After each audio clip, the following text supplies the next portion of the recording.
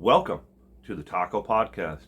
I'm your host today, Will Finley, and I'd like to talk to you today about getting services for my autistic son.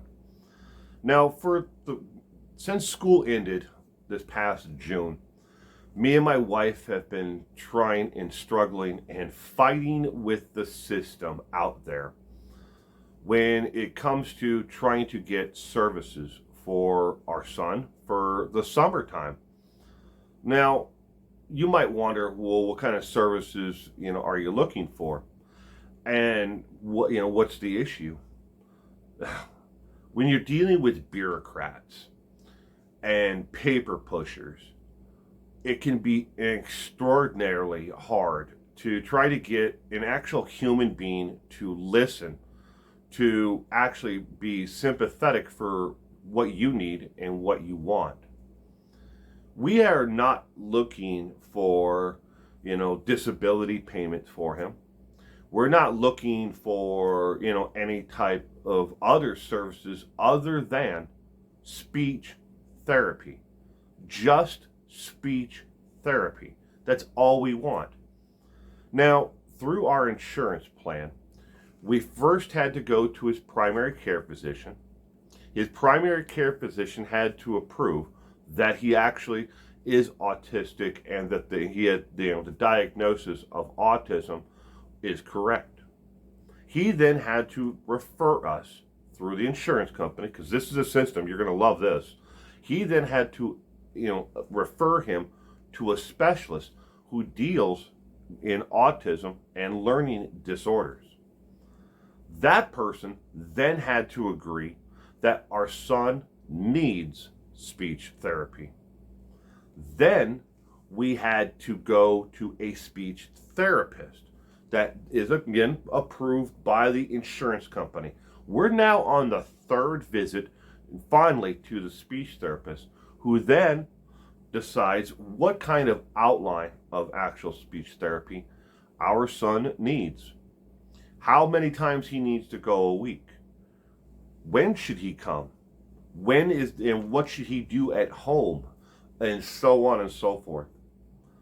He's not even going to be the speech therapist.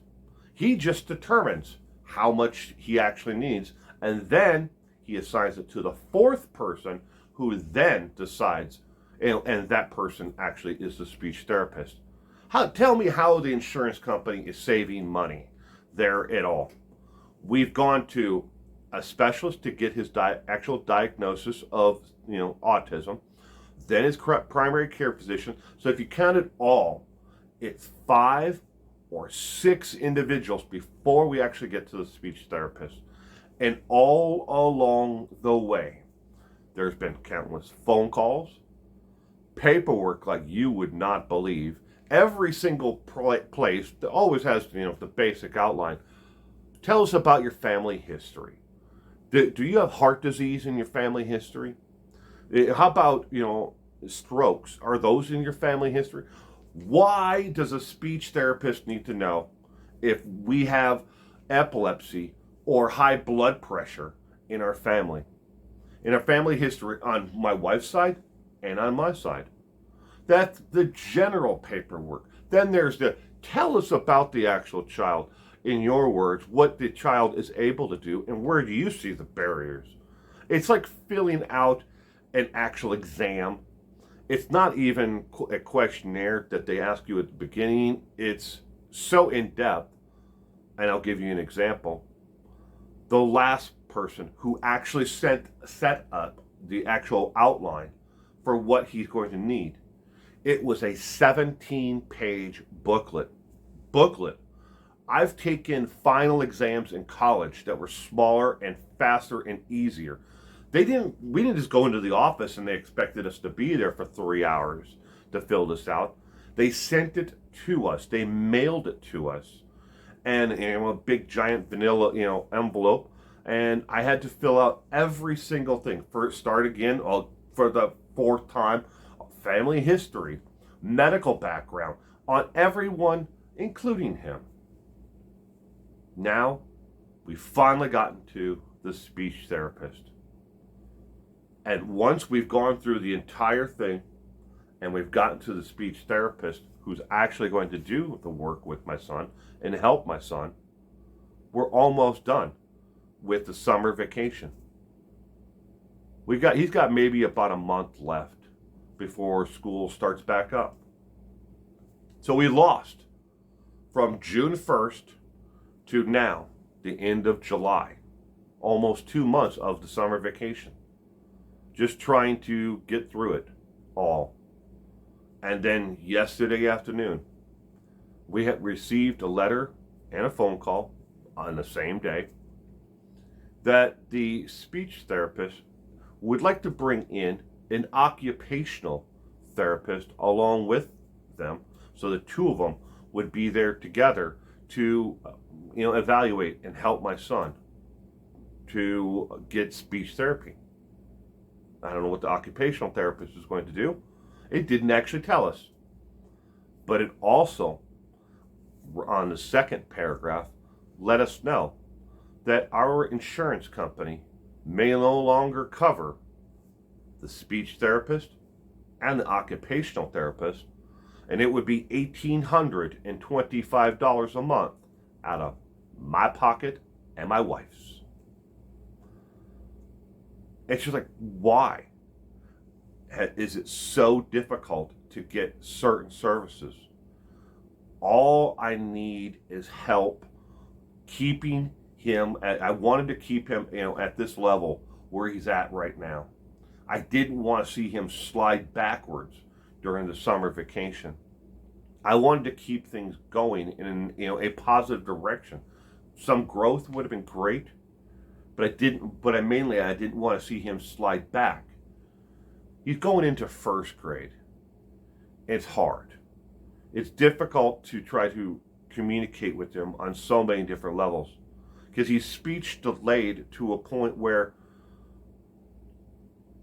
you might say to yourself, well, your grandson or your granddaughter or someone, some other child started speaking at age 2 or 3. They had babble talk or whatever. My son didn't make a noise, a babble, a laughter, a cry for help, nothing until he was 3. Didn't matter if he was hungry, he still doesn't cry. He still can't communicate that. But there's so much life behind those eyes. He just doesn't know how to communicate, even those basic needs. He falls, he hurts himself. He goes like this, rub it, oh, that hurt. But he can't tell me that he's got a gash in his arm and he's bleeding to death. He can't tell me that. He can't tell me when he really likes something, the opposite. And this is what we want, help with speech therapy. Again, I'm not sure what occupational therapist is going to be able to help him with, but it didn't give us any information about that at all. It just said that they want to bring this speech therapist in. But I don't have $1,825 a month to pay for speech therapy. Now, we did, reach out, and during the phone calls that, and talk to him after we got the letter in the mail, same day, the other day. And they said, well, insurance companies, may not cover it, but, they do write off a large, portion of it, on their taxes as a loss, so they get a tax deduction for children who can't pay, for the parents who can't pay for the child's speech therapy and occupational therapy. And I said, well, I guess that's good. What am I looking at, if you do have to write it off and the insurance company won't cover it? $873 a month. I said, he's only going to be out of school for the summer vacation for 1 more month. Because at school, he has a speech therapist who comes and sees him through the school system, and through my veterans benefits, pay for him to actually, receive speech therapy at school. So I don't need the speech therapist outside of school during school season, when he's actually going to school. And I said, why does it take so long to get to this point? Why have I been to so many different people and talked to and filled out so many different forms? Well, the lady explained to me on the phone, that's the system we have. The insurance company doesn't decide on if they're going to pay for it until they've gotten the actual evaluation from number 4 on the list. Before they actually send him to actual speech therapy and they assign him a speech therapist, that report from that person, number 4 on the list, before we go to the actual number 5, the actual therapist, that report gets sent into the insurance company. And somebody who's not a medical doctor, has absolutely no experience with, practical experience, with someone who has autism and understands what someone with autism may or may not need. That person working for the insurance company decides on either a grammar, this is what they told me, either on, it's a grammar error, a form that was filled out incorrectly, or they decide that a code that is assigned to the actual therapy itself is not acceptable, and that's how they deny it. So here I am, and my wife, the two of us, still advocating and fighting for our son every chance we get. But yet, we were sitting here last night after dinner and we were talking about this. It's like so many other things in this world. You have to keep on fighting. Fighting and fighting and fighting for another day to get what you want. Because insurance companies, as much as you may not want to realize it or admit to it, insurance companies are not here for you. They don't care about my son. They don't care about you. They don't care about me. They're here to make money for their stockholders. I pay into it every single month. My wife pays into the insurance every single month. We miss a premium, you're out the door. They don't care. But I pay into it. They take my money and they pool it with everybody else to offer services. And here's the best part. If I don't have my son go right now to speech therapy and along with the occupational therapist, in 4 months from now, I have to start the entire thing all over again. Every single one of the doctor's visits, I don't have to go to the actual diagnosis of autism, but the primary care physician, everybody from down all the way to the therapist. I have to fill out all the paperwork again. I have to pay all the co-pays. I have to pay everything else. I have to start all over again if I don't do it now.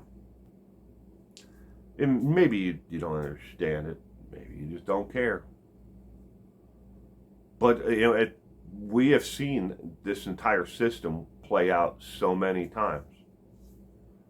When my wife had cancer, I can't tell you how many different people we actually saw before we actually physically got to sit down and talk to her oncologist. And and the radiology and everything else that went along with her cancer treatment. So many different people, so many different office visits, so many different diagnoses, so many different insurance questions. Don't forget, the insurance company, when they decided that the best course of recourse was chemotherapy and radiation for my wife, she had breast cancer, they decided that they would pay for the surgery, but they wouldn't pay for the anesthesia to remove her breasts. That's not a joke. The oncologist fought for her to try to get them to pay for the anesthesiology, but they refused. They didn't want to pay for it. It wasn't until we went to the state insurance board and threatened them that way. And then threatened that we were going to turn them into every news outlet we could find, mainstream media news outlet. That they finally said, okay, yeah, anesthesia would probably be a good idea if we're removing 2 body parts from you. Some days it feels like we're removing body parts just to try to get services from our son. It's the same system. It's just repeating itself in other areas. And I'm sure that, if this happens to other people, who are not trying to get services necessarily for their sons or daughters or grandchildren. And I think every parent is the same way, regardless if you have a child on the spectrum or not. You fight for them. Because that's your job, to be their advocate. That's your job as a grandparent, to be the advocate for your grandchildren, your nieces, your nephews, if you're, whoever you are, to be the advocate for those children. So here we sit. We finally have, a speech therapist lined up and an occupational therapist, who is going to help with something. But at the same time, we're no closer to the actual, services that we actually want and need. On the phone call yesterday, when I said I needed to, all right, let's go ahead and schedule him to see, the speech therapist and occupational therapist. The first one's not an actual therapy session. It's just a meet and greet kind of thing. Go over the outline of what the other person who actually determine what services are needed. They can't schedule one until the middle of August. So he'll have exactly 2.5 weeks before school starts.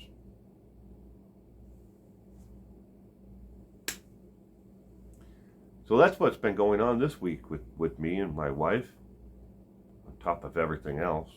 Living our lives, trying to get by, trying to make our way through this world. Nothing's easy.